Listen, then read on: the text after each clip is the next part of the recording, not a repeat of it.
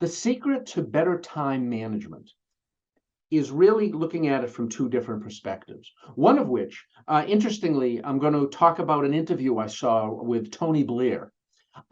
He was interviewed many, many years ago when he first, or actually, I think it was after he was no longer prime minister, but talking about a discussion that he had with Bill Clinton, obviously American president.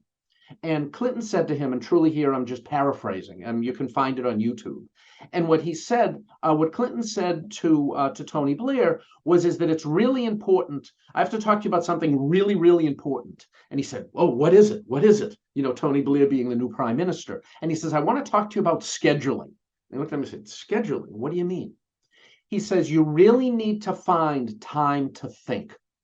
The reason is as a project manager or in most professions, is that you get caught up in all the little stuff that needs to be done. You know, is that there's problems, there's activities that have to be done, there's deadlines that are getting close, someone on the team leaves and someone has to be rehired. You know, it's easy to get caught in all of the little items that have to happen.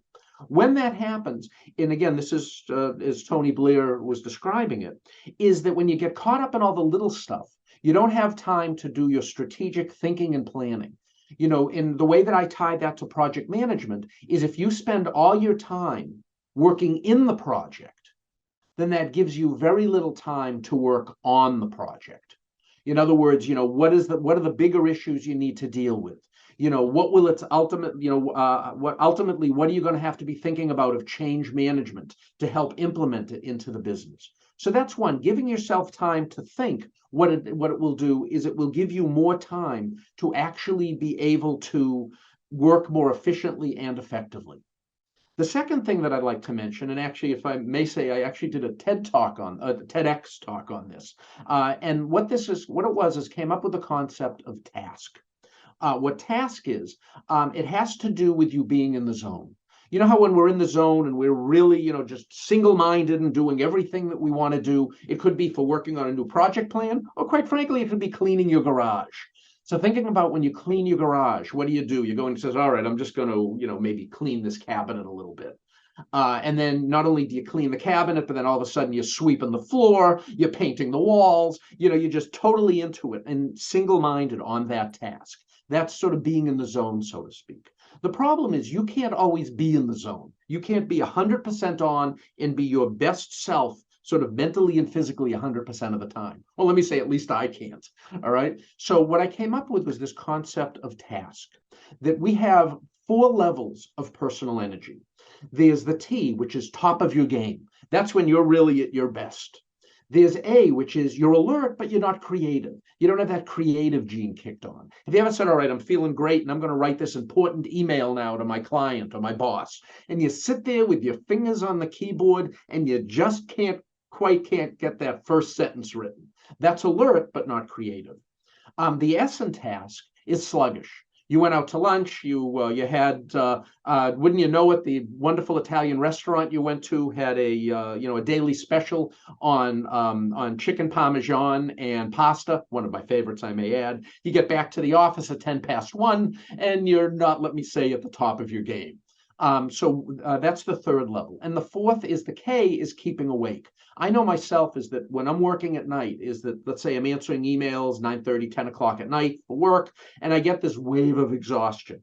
For me, what I need to do is I need to close my laptop, or I'll just go like this instead of like that, and the document that I was working on will be gone and will take me weeks to find. So the concept of this is that if you understand your current level of energy, whether at the top of your game, you're alert but not creative, you're a little bit sluggish, or you're just doing the best you can to keep awake, is when you look at your to-do list, look at the tasks that you have there that will match your level of energy. As an example of this is, let's say you're sort of sluggish, you're pretty low energy. That's a really good time to check your spam folder. Just go through it and see if there's anything that should be there, or go in and look for graphics for specific presentation you're working on. Now, if you're at the top of your game, you know, you're sort of at your best, highest level of energy and mental awareness, could you check your spam folder?